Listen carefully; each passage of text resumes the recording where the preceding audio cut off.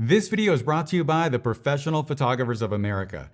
Join a community of over 35,000 photographers and find equipment insurance, education, and business tools made specifically for small business owners like us.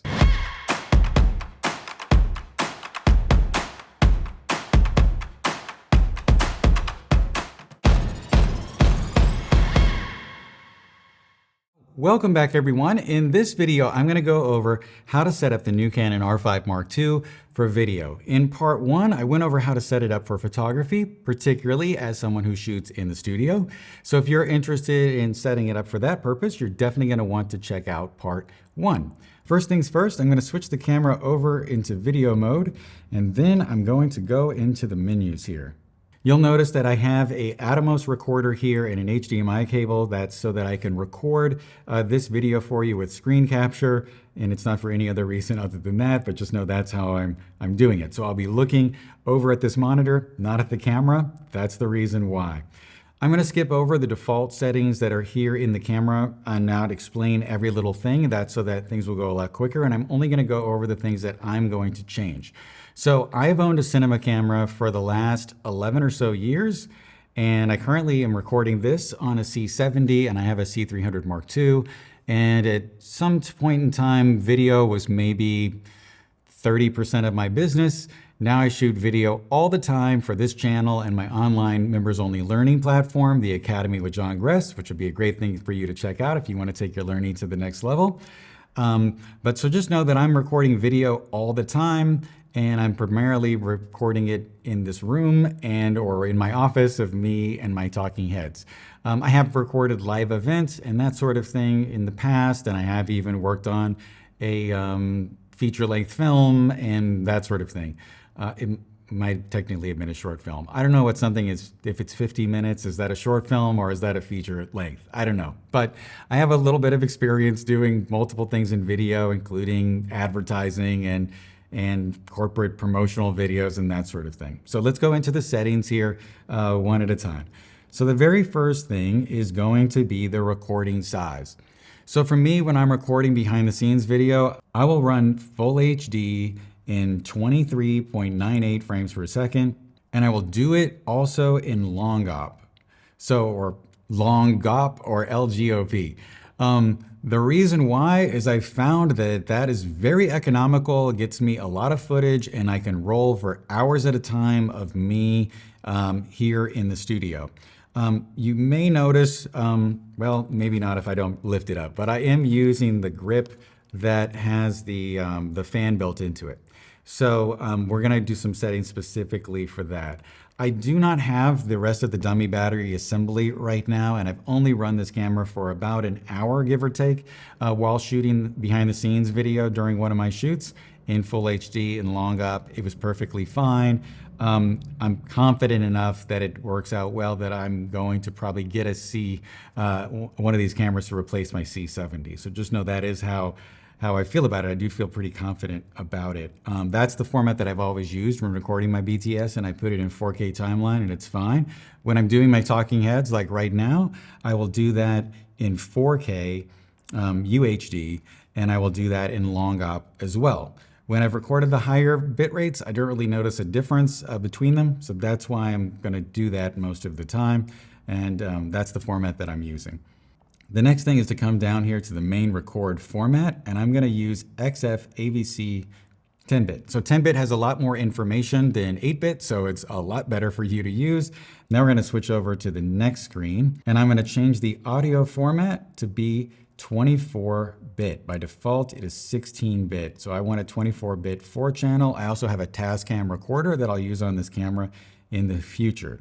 So that's why I want to use this setup. Then I'm going to go over to the third screen, and I'm going to come down to auto slow shutter, and I want to switch that to off. Now the reason for that is I want the camera to always shoot at the frame rate that I've selected, and I don't want it to slow down its frame rate on its own in order to make brighter images in some dark scenario, because that could cause a lot of problems when you're recording a long project. This isn't like shooting for a webcam in the moment. We're making a professional video here. Now in the next screen, we want to go to the custom picture settings, and we want to turn it on. And then we want to go down to select CP file, and we want to select Canon Log 2. So this is the great thing about this camera. The thing I'm excited about maybe the most is that it can shoot C.log 2, which no other of their DSLRs, as far as I know, correct me in the comments, has been able to shoot C.log 2 when not shooting RAW. So this is actually going to be so useful because I love shooting C.log 2 on the C70 and on the C300 Mark II, and I'm looking forward to using it a lot here in the future. Now on the next screen, I'm going to change the white balance from auto to daylight. Okay, now on screen 7, you can come down to image stabilization and turn it off. This will turn off the IBIS in the camera. I think I'm just going to leave it on for me, but you may not want it, and this is where you would turn it off. Then come down to customize quick controls. Then we're going to edit the layout. I'm going to come down to view assist, and I'm going to turn that on. And then I'm going to say save and exit. All right, so that's going to allow the view assist to be on the screen for us later. We'll go into view assist here in just a second. And if you're buying new gear like this, then you're definitely going to want to insure it. And that's where PPA, the Professional Photographers of America, comes in. As a PPA member, you'll automatically get $15,000 worth of equipment insurance. And there's only a $350 deductible and a $50 deductible for repairs. But PPA is more than just insurance. Whether you're a seasoned pro or just starting out in your photography journey, they've got educational and business resources that can help you out a great deal. Plus, they have a vibrant photography community. So to save $25 on your full PPA membership, just click on the link in the description and sign up today.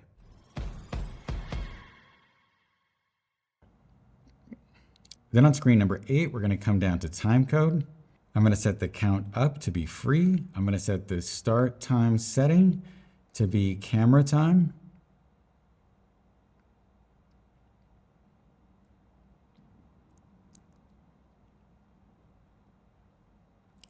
And then I'm going to come down to the HDMI setting, and I'm going to set that to on. And then I'm going to set the rec command to also be on.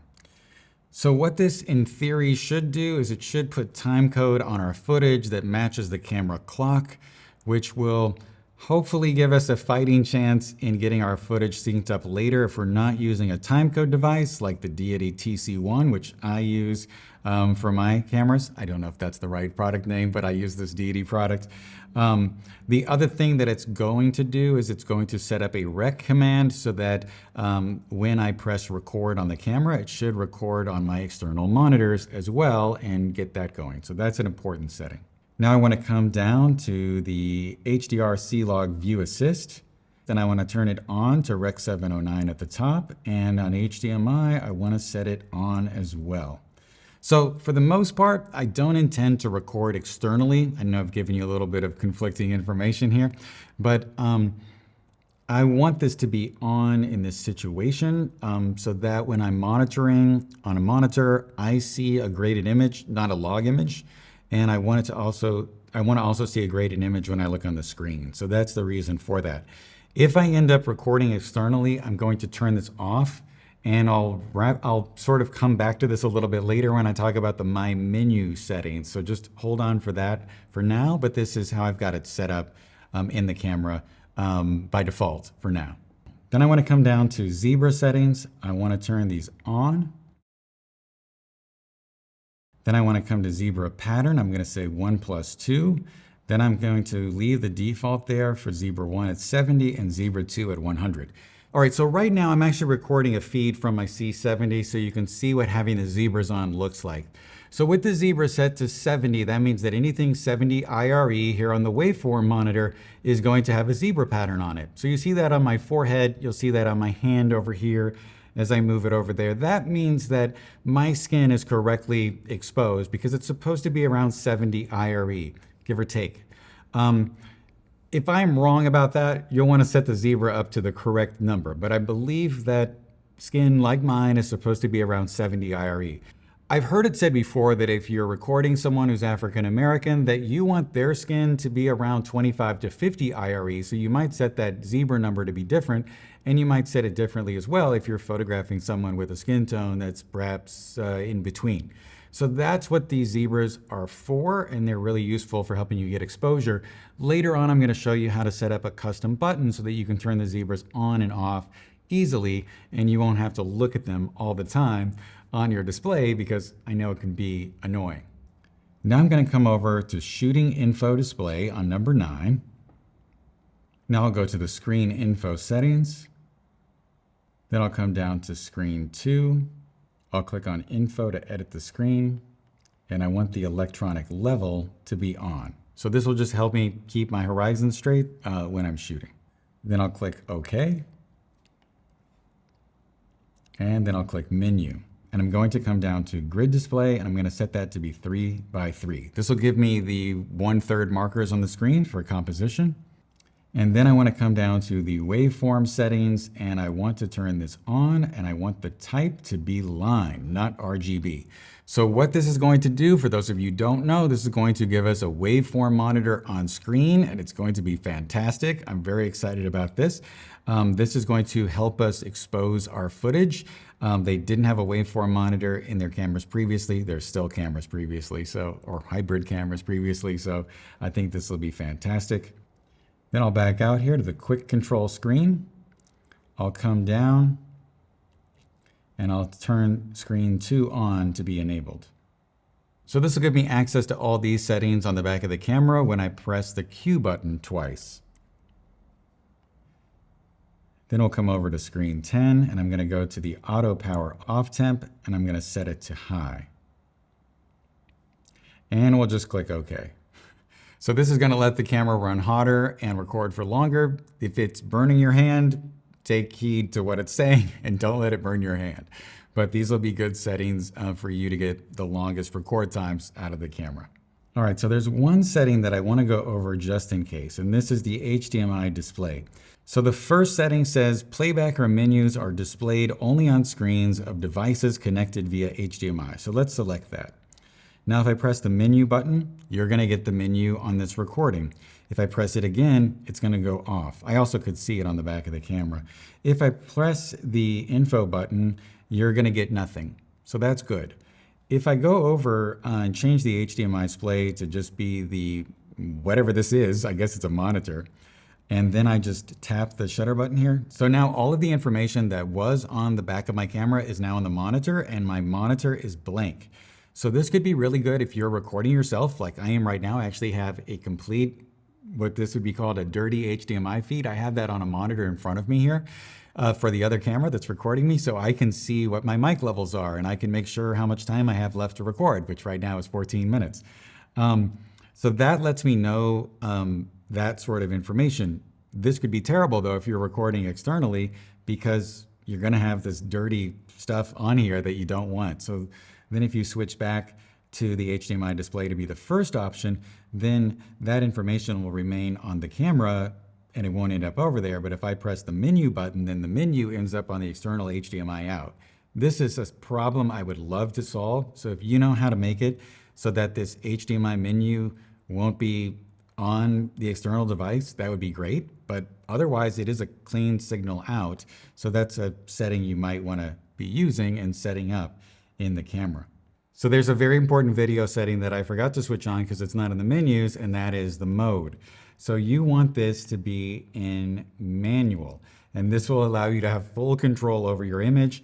And if you don't know, if you're shooting at 24 frames a second, which I usually am, you want your shutter speed to be 1/50th of a second, double your frames per second, give or take. In a cinema camera, this could be 1/48th, but in this camera, I think we're gonna have to settle for 1/50th. You'll also wanna set your ISO to 800 or 4000, as those are believed to be the native ISOs for this camera, which will give you the best noise performance and dynamic range. Now in the AF section, I'm gonna change the AF area to be the whole area AF. I wanna use the whole screen.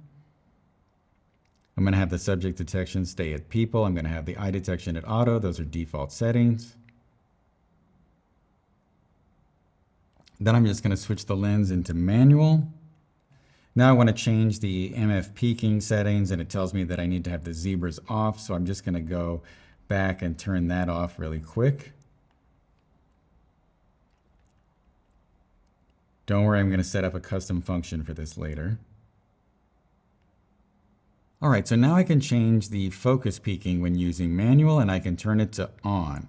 So what this is going to do is it's going to put a halo around things that are in focus. It's actually going to be a red halo, and that's going to help me a great deal when trying to get things sharp. So it's something I definitely would suggest using as a setting when you're manually focusing. All right, so now we'll come over to our next section here, and we're going to be in the wrench menu. I don't know what it's called, but we'll call it the wrench menu. And I'm going to go down to File Name.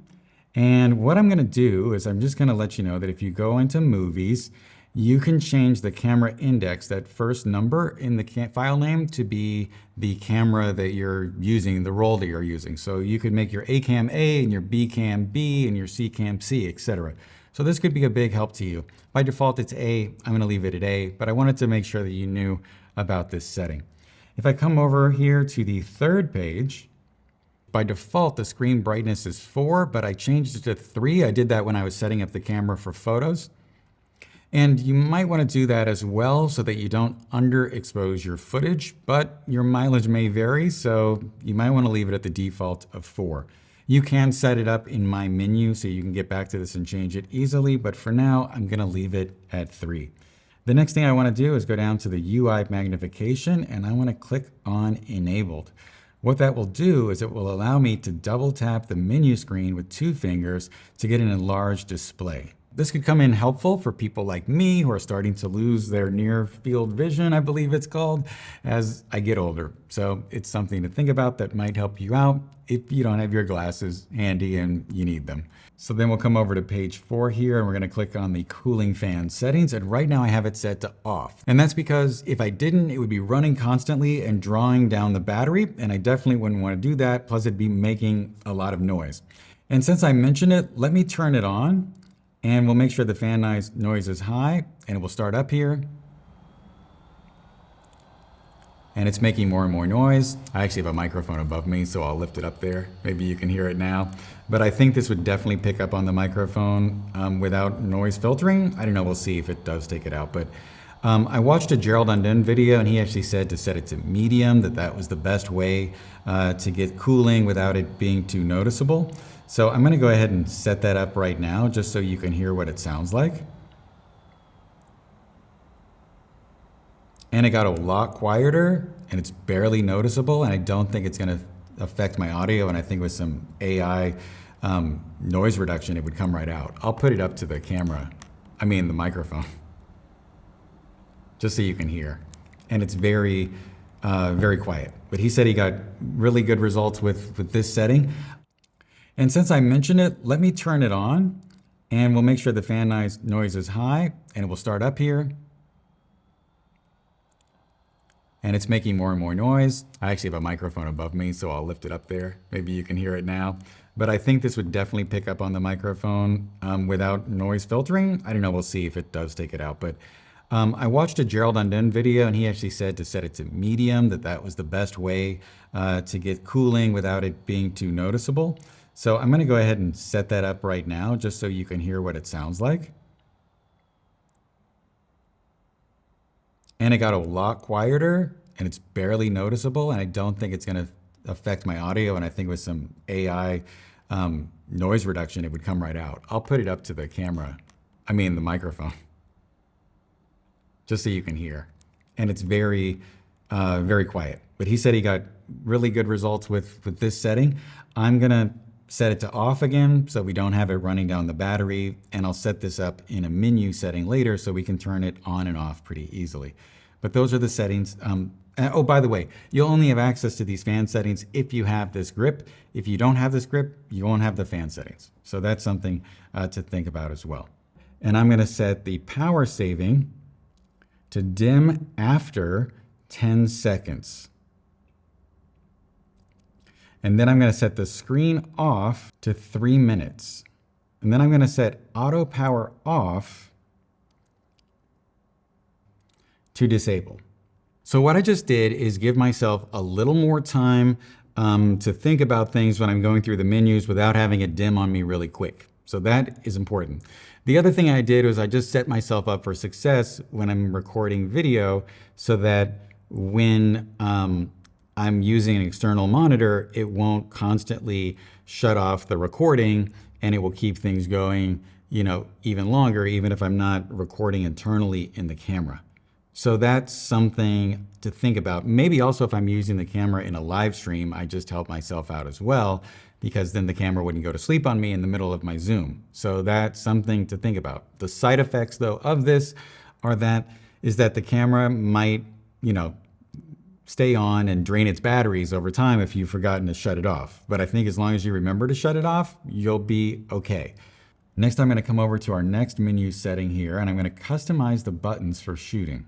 Okay, so the first thing I want to do is I want to set up what I call the asterisk button, which is the AE lock button. And I want to come over to the video side, and I want to set this up so that it brings up the zebras. This seemed most logical to me. If you don't like this setting, you might do it differently, but this is what I'm going to be using. All right, there's one setting I want to make you aware of. Right now, the audio status is set up by default to the depth of field preview button. That's this one right down here, so you can do it with your ring finger. If I press that, that's going to let me know what the audio levels are of all of my microphones. And so I think that will be very helpful to have, just so I can monitor when I'm recording. So that should work out great. Let's go back to our customized buttons for shooting. And there's one more that I want to do. And I got to make sure that I'm over here on the video side. And I want to change the AF on button to change the focus mode. So this should help me with lenses like the 16mm 2.8, which doesn't have an AF switch. That way when I'm using it, I'll just be able to use that AF on button to make it be AF on or AF off, and it should be pretty helpful. Actually, I can't remember. Okay, so the 3518, it does have an AF on off button. So that's just, something to know for later. This is the hood, by the way, for my 85. Okay, great. Now I want to set up my menu. So right now I have one set up for stills. I'm just going to scroll down here or switch over to screen 2. I'm going to add my menu tab. I'm going to click OK. Now I'm going to click on Configure, and I'm going to say Select Items to Register. So now I'm going to select different ones to put on here. So the first thing I want is the HDR C.log View Assist to be available. This will let me change the View Assist on and off whenever I need it. There we go. I'm going to click OK. And next I'm going to click the Shooting Info Display. This should be pretty easy since it's already there. This will let me turn the waveform monitors on and off whenever I need to do it. Next I need to put on Subject to Detect. So what this is going to do is change whether or not it's going to track faces or look for them. And I'm going to click OK. And now I need to get in and find the fan settings. So now we're looking for cooling fan, and we'll click OK. And now if I just press menu here and back up, you can see the menu that I have set up for photo and video. So you can see right away that I can turn the View Assist on and off. I can change the Shooting Info Display so that I can turn that waveform monitor off. You can see that I've got Subject Detect set to people, or I can switch it to none so it won't look for faces. I got the cooling fan, which I can turn, on or off however I need it. And those are the settings that I have for video. Well, I think that about wraps it up. If you have any questions or comments, please leave those below. Also, please click on the link in the description to get a $25 discount on your PPA membership. If you have some settings that you love to use for video for this camera, please let us know in the comments as well.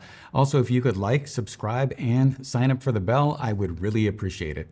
And as always, I hope that you have a wonderful day, and I will talk to you soon.